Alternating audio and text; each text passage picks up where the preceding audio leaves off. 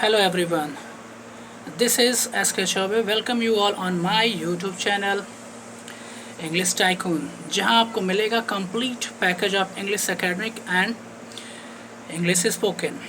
आज के वीडियो में मैं आपको आपके 3 डाउट्स जो इंग्लिश से रिलेटेड है उस पर बात करने जा रहा हूं और आई एम श्योर कि इस वीडियो को देखने के बाद आपके तीनों डाउट क्लियर हो जाएंगे। डाउट नंबर 1 जो बहुत ही कॉमन है वो ये कि क्या मुझे इंग्लिश आती है। डाउट नंबर 2, अगर मुझे इंग्लिश आती है तो कितनी आती है, या मैं इंग्लिश को कहाँ तक बोल सकता हूँ, या मैं इंग्लिश अच्छी बोल सकता हूँ कि नहीं। ये एक दूसरा डाउट है जो सबके दिमाग में है। और तीसरी थिंग, अगर मुझे अपने इंग्लिश को इम्प्रूव करना है, बेटर करना है, तो मुझे क्या पढ़ना पड़ेगा, क्या कुछ करना पड़ेगा। ये 3 डाउट मेजर डाउट्स हैं जो अक्सर सारे स्टूडेंट्स के दिमाग में रहता है, जो बोलते हैं वो भी, जो नहीं बोलते हैं वो भी। तो आज मैं इन्हीं तीनों डाउट्स को क्लियर करना जा रहा हूँ। Please watch this video very carefully. Number 1, doubt number 1 is I know English और आई डोंट नो इंग्लिश। मुझे इंग्लिश आती है या मुझे इंग्लिश नहीं आती है, ये सबसे बड़ा क्वेश्चन है। तो इसका आंसर ये है कि आज की डेट में एवरीबडी स्पीक इंग्लिश, एजुकेटेड हो अनएजुकेटेड हो, हर व्यक्ति इंग्लिश बोलता है। अब आप ये कहोगे कि इंग्लिश जब हर व्यक्ति बोलता है तो इसका मतलब सबको इंग्लिश आती है, लेकिन आपको लगता है आपको इंग्लिश नहीं आती है। तो चलिए सबसे पहले इस डाउट को क्लियर कर लेते हैं। अगर मैं आपको कुछ एग्जांपल दे रहा और I will try to prove that you know the English, you know English and you can also speak English. For example, अगर मैं आपसे पूछूं कि आप ये वीडियो कैसे देख रहे हैं, तो आप मुझे आंसर देंगे कि आप अपने मोबाइल फ़ोन से देख रहे हैं, या लैपटॉप पे देख रहे हैं, या पीसी पे देख रहे हैं। ये मोबाइल फ़ोन, लैपटॉप या पर्सनल कंप्यूटर, ये तीनों वर्ड जो आपने बोले, ये तीनों इंग्लिश के ही वर्ड हैं। आपने तीनों इंग्लिश में ही बोला। अगर मैं आपसे ये पूछूँ कि आप मोबाइल में वीडियो देखने के लिए क्या करते हैं, तो आप बोलते हैं, आपका आंसर होगा कि आपने अपने मोबाइल को रिचार्ज करवाया है। ये रिचार्ज जो वर्ड आपने बोला ये भी इंग्लिश का ही वर्ड है। और रिचार्ज करवाने से मैं पूछूं क्या होगा, तो आप बोलोगे भाई इसमें डेटा आ जाता है और कॉलिंग की फैसिलिटी अवेलेबल हो जाती है। अब ये तीनों वर्ड्स, डेटा, कॉलिंग की फैसिलिटी और नेट, ये तीनों वर्ड इंग्लिश के ही वर्ड हैं जो आपने अभी बोला। इसके बाद भी आपको लगता है कि आपको इंग्लिश नहीं आती। देखिए, वन मोर थिंग, किसी भी चीज़ को सीखने के लिए हमें उस थिंग के का ABCD सीखना पड़ेगा। तो आपने इंग्लिश की तो ABCD सीख ही ली है, आपको इंग्लिश के बहुत सारे वर्ड्स आ रहे हैं। और इंग्लिश है क्या? English is the combination of word. कोई भी लैंग्वेज हो वो वर्ड्स की कॉम्बिनेशन ही होती है। तो आपने अभी तो बहुत सारे वर्ड्स बोले, इसका मतलब आपको इंग्लिश आती है।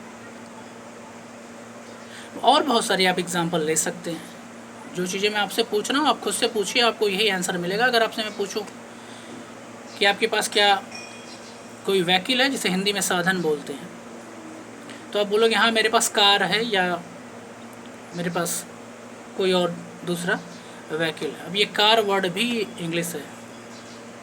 अगर मैं आपसे पूछूँ आपको यहाँ से मुंबई जाना है, कोलकाता जाना है, कहीं जाना है, तो आप कैसे जाओगे, तो आप बोलो मैं ट्रेन से जाऊँगा। ट्रेन एक इंग्लिश वर्ड है। अगर मैं आपसे पूछूं कि मुंबई आप कैसे आए, तो आप हो सकता है आप मुझे जवाब दें मैं प्लेन से आया हूं, या फ्लाइट से आया हूं, या एरोप्लेन से आया हूं। तो ये तीनों वर्ड जो हैं इंग्लिश के ही वर्ड हैं। तो आई होप कि इस एग्जाम्पल से आप समझ गए होंगे। एग्जाम्पल बहुत ही ईजी है, इसलिए मैंने दिया ताकि आपको समझ में आ जाए। तो डाउट नंबर 1 इज़ क्लियर कि आपको इंग्लिश आती है। आप इसी तरह चेक करें, आप देखेंगे कि इन अ डे हर व्यक्ति एटलीस्ट जो इंग्लिश नहीं बोलता है वो भी 10 से 12-15 वर्ड इंग्लिश के बोल लेता है। बस यही इंग्लिश है। अब आप कहेंगे कि इंग्लिश के वर्ड बोलने से क्या इंग्लिश हो जाती है? हाँ, इंग्लिश आ जाती है। अब इंग्लिश के वर्ड और इंग्लिश बोलने में थोड़ा सा डिफरेंट है, और ये डिफरेंट भी एक दूसरे से कनेक्टेड है। आपने अभी वर्ड्स बोले, अभी ना वर्ड्स को आपको कंबाइन करके सेंटेंस में कन्वर्ट करना है, और sentence is a combination of lots of word. It may be one word also, it may be more than one word also. तो वन थिंग इज़ क्लियर, अगर हमें वर्ड्स आएँ तो हम इंग्लिश में बहुत हद तक सेंटेंसेस बना सकते हैं. बट केवल वर्ड्स से ही आप सेंटेंस नहीं बना सकते हो, कुछ बोल सकते हो आप बहुत लंबे लंबे सेंटेंस या big communication you are not able to do only by words. For that you need something more, जो अभी मैं आपको बताऊंगा. Number second, number one doubt clear, आपको इंग्लिश आती है, ये बात अपने दिलो दिमाग में सेट कर लीजिए. Everybody speak English nowadays, हर व्यक्ति इंग्लिश बोलता है. नंबर टू, कि अगर मुझे इंग्लिश आती हो तो मैं क्यों डरता हूँ, बिकॉज आपको वर्ड्स आते हैं या आपने कुछ ग्रामर के पार्ट्स पढ़ चुके रखा है जिससे आप कुछ a few words you are speaking. अभी आपको अगर अपने इंग्लिश को इम्प्रूव करना है तो आपको कुछ certain chapters of the grammar you have to study if you want to make your English fluent, fast and good. अगर आप अपनी इंग्लिश को स्ट्रांग बनाना चाहते हैं, अच्छी इंग्लिश बोलना चाहते हैं विद कॉन्फिडेंस, देन आपको कुछ सर्टेन चैप्टर्स हैं जो पढ़ने पड़ेंगे इंग्लिश ग्रामर के.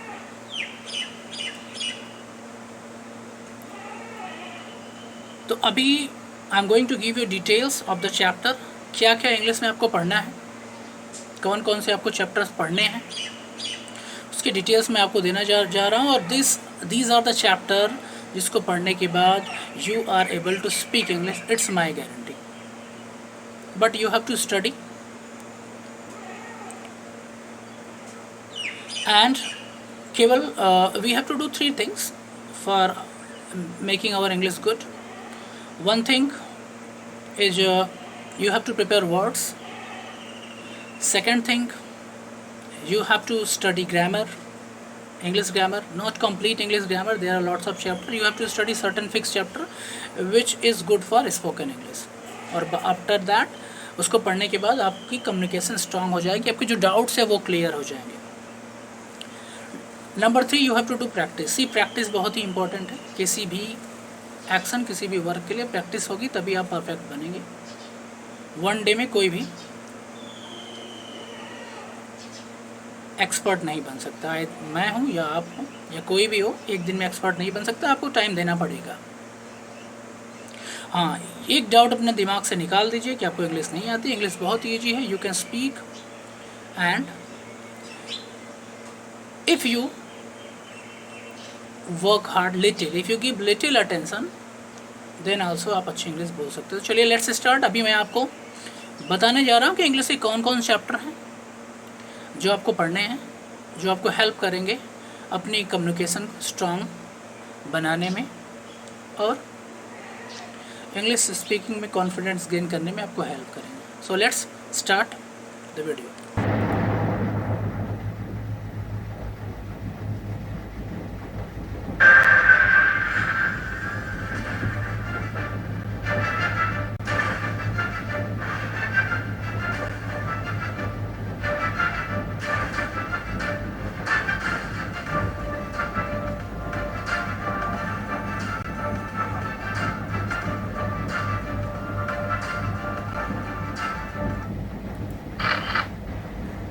सो माय डियर स्टूडेंट्स, अभी मैं आपसे बात कर रहा था, मैंने आपको 2 बातें बताई. नंबर 1, आप सबको इंग्लिश आती है और इसी को मैंने समझाने की कोशिश की. मैंने बहुत सारे एग्जाम्पल भी दिए एंड आई होप कि अब आपको ये बात समझ में आ गई. और दूसरी पॉइंट ये जो मैं आपको बताने जा रहा हूँ ये है कि हमें स्पोकन इंग्लिश के लिए क्या पढ़ना है और कितना पढ़ना है और कैसे पढ़ना है. सबसे पहले हम ये जान लेते हैं कि क्या स्पोकन इंग्लिश के लिए क्या क्या रिक्वायरमेंट है. जैसे किसी भी वर्क को आप जब करने जाते हैं तो आपको सबसे पहले ये देखना होता है कि वो जो टास्क, जो काम आप करने जा रहे हैं उसके लिए क्या क्या रिक्वायरमेंट है. फिर आप उन रिक्वायरमेंट को कलेक्ट कर लेते हैं. उसके बाद आपका काम बहुत ही ईजी हो जाता है. उसी तरह स्पोकन इंग्लिश से पहले हमें ये पता होना चाहिए कि what are the thing which is required for spoken English. Spoken English के लिए कौन कौन सी चीज़ें हमें पढ़नी है. चलिए देखते हैं. फिर यहाँ पे मैंने एक स्ट्रक्चर बना के रखा है ताकि आपको इजीली समझ में आ जाए. देखिए, I have written here things means knowledge require for spoken English, means English बोलने के लिए जो चीज़ें, जो थिंग्स, जो नॉलेज हमें चाहिए उसकी कौन कौन सी। देखिए यहाँ पे मैंने एक सिंटेक्स बना के रखा है। सिंटेक्स का मतलब होता है स्ट्रक्चर, किसी भी चीज़ का, हर चीज़ का एक स्ट्रक्चर होता है। जैसे हमारी बॉडी है, उसका भी एक फॉर्मेशन है, हेड सबसे ऊपर, लेग नीचे और स्टमक बीच में। और अगर इसको थोड़ा सा भी जिग जैग कर दिया या हटा दिया जाए, लेग की जगह हेड और हेड की जगह लेग कर दिया जाए, तो ह्यूमन बीइंग नहीं रह जाता। तो उसी तरह इंग्लिश ग्रामर में भी कुछ स्ट्रक्चर्स हैं जिसे हमें थोड़ा ध्यान देना पड़ेगा। सबसे पहले ग्रामर, हमें स्पोकन इंग्लिश के लिए वी नीड ग्रामर, हमें ग्रामर पढ़ना पड़ेगा, number 1। Number 2, if you want to speak English, आपको वर्ड्स प्रिपेयर करने पड़ेंगे। इंग्लिश की वर्ड मीनिंग आपको वर्ड्स प्रिपेयर करने पड़ेंगे, क्योंकि वर्ड्स के बिना आप कोई भी लैंग्वेज नहीं बोल सकते, चाहे वो इंग्लिश हो, चाहे हिंदी हो, चाहे और भी कोई भाषा। शब्द बहुत ही इम्पोर्टेंट, वो हमें करना पड़ेगा। और the third thing is practice. जब हम ग्रामर पढ़ लेंगे, जब हम वर्ड्स प्रिपेयर करेंगे, और साथ ही साथ हमें थर्ड थिंग करनी है, तीसरी थिंग जो करनी है वो है practice. Then only you can speak. और जब आप अच्छी तरह रेगुलर प्रैक्टिस करते रहेंगे तो you will start speaking very good way. You can speak a very good, you can speak in a very good way and fluent way English. Now इस structure को मैंने परसेंटेज में भी दिखाया है ताकि आपको और भी क्लैरिटी मिल सके। इन परसेंटेज अगर हम देखें तो ग्रामर 30%, ये कोई फिक्स रेशियो नहीं है, मैंने खुद एज्यूम करके बनाया है, कोई फिक्स है, ताकि चीज़ें आप क्लियरिटी रहे कि चीज़ों का इम्पोर्टेंट कितनी है चीज़ें। After that words 30%, and then practice we have to do 40%. I have written. Why I have written given more important to practice? Practice को मैंने ज़्यादा दिखाया है, बल्कि वर्ड्स और ग्रामर को कम परसेंटेज दिखाया है। इसका मतलब ये है कि ग्रामर और वर्ड्स, इन दोनों से थोड़ा ज़्यादा इम्पोर्टेंट जो थिंक है, जो आपको करना है, वो है प्रैक्टिस। आप ग्रामर पढ़ रहे हैं, वर्ड्स भी प्रिपेयर कर रहे हैं और प्रैक्टिस नहीं कर रहे हैं, तो आपका पूरा जो रिजल्ट है वो 0 आ जाएगा। अगर वैसे देखा जाए तो तीनों ही बहुत ही इंपॉर्टेंट है। अगर आप ग्रामर पढ़ रहे हैं, वर्ड मीनिंग नहीं प्रिपेयर कर रहे हैं, तो आप प्रैक्टिस नहीं कर पाएंगे। अगर आप वर्ड्स प्रिपेयर कर रहे हैं और प्रैक्टिस करने की कोशिश कर रहे हैं, ग्रामर नहीं पढ़ रहे हैं, तो आप अच्छी तरह से बोल नहीं पाएंगे, प्रैक्टिस नहीं कर पाएंगे। और इन द सेम वे अगर आप प्रैक्टिस करना चाहें और ग्रामर और वर्ड्स में पढ़े, तो आप प्रैक्टिस भी नहीं कर सकते हैं। आप मैक्सिमम 1 और 2 सेंटेंस बोलेंगे और भी उसके बाद आप रुक जाएंगे, क्योंकि आपका कंसेप्ट क्लियर नहीं है, आप बोल नहीं पाएंगे। तो this three things are very very important for everyone those who want to speak. ये वीडियो मैं बेसिक उन स्टूडेंट्स के लिए स्पेशली बना रहा हूँ जो इंग्लिश सीखना तो चाहते हैं, बट अपनी इकोनॉमिकल प्रॉब्लम या सपोर्ट या कुछ अपनी पर्सनल प्रॉब्लम की वजह से वो इंग्लिश नहीं सीख पा रहे हैं, उनके लिए बेसिकली है। बाकी सीखने के सब लोग सीख सकते हैं, दिस इज़ फॉर एवरीवन जिनको इंग्लिश आती है। यहाँ पे बहुत सारे ऐसे लोग हैं जो are speaking English, even they don't have confidence, they think, उनको लगता है कि नहीं मुझे नहीं आती, मैं कुछ 2 4 10 वर्ड सेंटेंस बोलता हूँ। वो भी ये देख सकते हैं, उनका भी कंसेप्ट क्लियर हो जाएगा, उनके भी जो डाउट्स है वो क्लियर हो जाएंगे। तो आई होप ये 3 पॉइंट आपको समझ में आएगा कि हमें ग्रामर पढ़ना है। अब एक क्वेश्चन और है कि ग्रामर में क्या पढ़ना है। ग्रामर तो English grammar is very wide, तो हमें ग्रामर में क्या क्या पढ़ना है। ग्रामर में हम सारा ग्रामर नहीं पढ़ेंगे, हम कुछ फिक्स चैप्टर ग्रामर के पढ़ेंगे। वो क्या फिक्स चैप्टर अभी मैं डिस्कस करूंगा, नेक्स्ट स्लाइड में आपको दिखाता हूँ। वर्ड्स मीनिंग हम कहाँ से प्रिपेयर करें, वर्ड्स हम कहाँ से प्रिपेयर करें और कितना प्रिपेयर करें और कौन सा प्रिपेयर करें, कोई बाउंडेशन नहीं। आप कहीं से भी वर्ड्स प्रिपेयर करिए, आप बेसिक से प्रिपेयर करिए, वो आपके लिए ज़्यादा बेटर रहेगा। पहले इजी वर्ड से स्टार्ट करिए, वो आपके लिए ज़्यादा अच्छा रहेगा। और जब आप ग्रामर पढ़ेंगे और वर्ड्स भी प्रिपेयर करेंगे और साथ साथ आपको प्रैक्टिस भी करना है, ऐसा नहीं कि अल्टरनेटिव करना है। These 3 work you have to do together. ये 3 काम आपको एक साथ साथ करने हैं, तभी आप you will get your goal, that is spoken English. तभी आप अच्छी तरह इंग्लिश बोल पाएंगे। यहाँ पे मैंने एक नोट डाल के रखा है और इस नोट में मैंने लिखा भी है, in lack of any one of these 3 speaking would be difficult. इन तीनों में से कोई भी अगर आपने रेगुलरली नहीं किया तो आपके लिए बोलना डिफिकल्ट होगा। आप बोलेंगे, कुछ वर्ड्स बोलने के बाद आप रुक जाएंगे, या you will feel nervous, you will hesitate in front of speaking, lots of people, and फिर प्रॉब्लम क्रिएट होगी। तो इस प्रॉब्लम से ओवरकम करने का सबसे सिंपल तरीका, आप ये 3 थिंग्स इस फॉर्मूले को वो आप पे वर्क करें, definitely you will speak, it's my guarantee. I hope ये बात समझ में आ गई होगी कि हमें क्या पढ़ना है। अब हम देखेंगे कि हमें ग्रामर में कौन कौन से चैप्टर पढ़ने हैं। There are, see English grammar is big. अगर हम ग्रामर पढ़ने की बात करें तो थोड़ा बहुत सारे स्टूडेंट्स इनको डर लगता है, समझ में नहीं आता, तो हमें ग्रामर के सारे चैप्टर्स नहीं पढ़ने हैं, हमें बेसिकली इंग्लिश बोलने के लिए पढ़ना है। तो हम उतने ही चैप्टर पढ़ेंगे जिससे हम कम्युनिकेट कर सकें, हम इंग्लिश बोल सकें। देखिए I have made it written for you topic to be covered in the complete session. Spoken English की जो सेशन मैं स्टार्ट कर रहा हूँ आज से, इसमें ये सारे चैप्टर हम पढ़ेंगे थॉरोली। पार्ट ऑफ स्पीच हम पढ़ेंगे। पार्ट ऑफ स्पीच आपका क्लास 3rd से ही पढ़ रहे हैं, और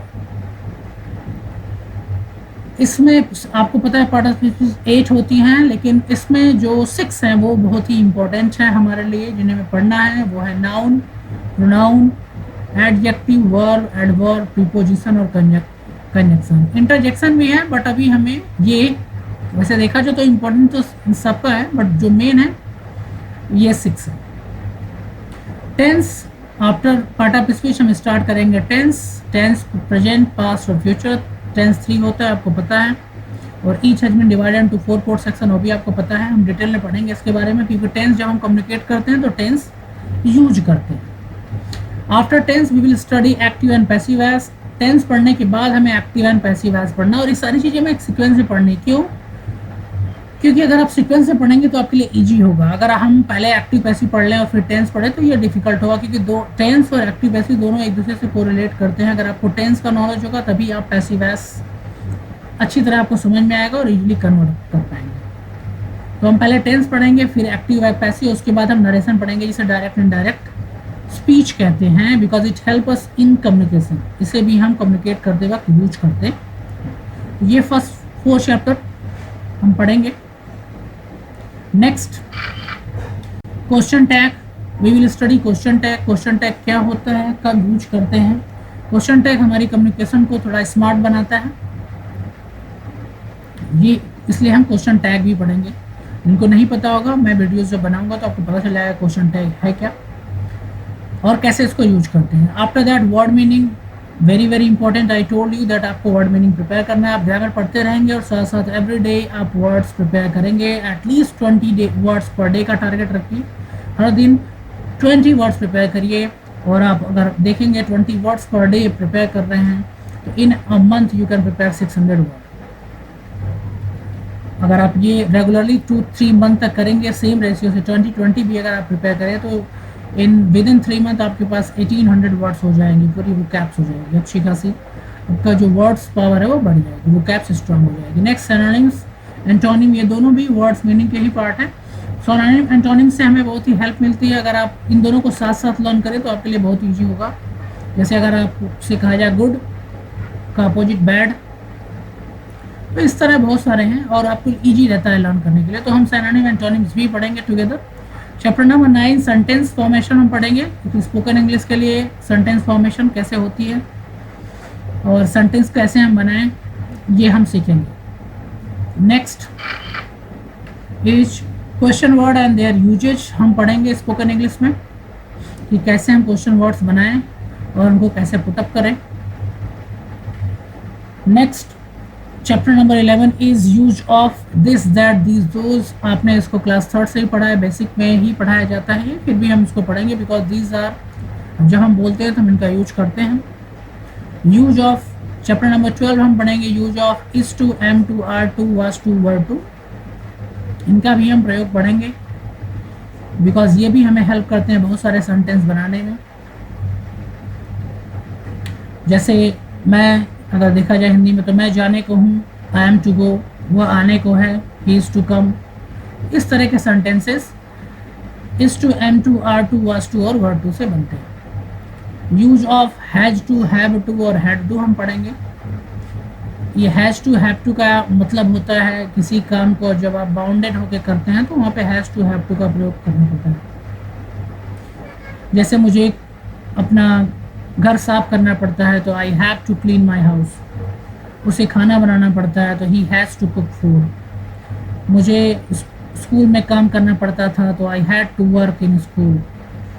इस तरह के सेंटेंसेस हैं, मैं आपको उसकी डिटेल एक्सप्लेनेशन दूंगा। नेक्स्ट चैप्टर नंबर 14 है use of be, being and been. हम इनका भी यूज पढ़ेंगे, कब और कहाँ कैसे यूज करते हैं और इनका हिंदी मीनिंग क्या है। तो ये हैं next 5 chapter number 15 use of modals. Modals की यूज को मैंने 2 ग्रुप में डिवाइड कर दिया। ग्रुप ए में ओनली मोडाल्स आते हैं, can, could, may, might, should, would, must ought to, need और डेयर। इनका यूज हम डिटेल में पढ़ेंगे because when we speak we use them also. Tense के अलावा ये भी हमें सेंटेंस बनाने में हेल्प करते हैं, तो हम इनको भी डिटेल में पढ़ेंगे। Now chapter number 16 use of modals. इसका ये ग्रुप बी है। ग्रुप बी मैंने इसको क्यों कर दिया, क्योंकि ये सारे मोडाल्स के साथ हम हैव अटैच करके सेंटेंस बनाएंगे और देखेंगे कि इनका यूज कहाँ पे किया जा सकता है। तो ये 16 टॉपिक हमें कवर करने हैं फॉर स्पोकन इंग्लिश। अगर आप इनको थॉरोली पढ़ लेते हैं तो definitely you will speak, it's my promise. One more thing,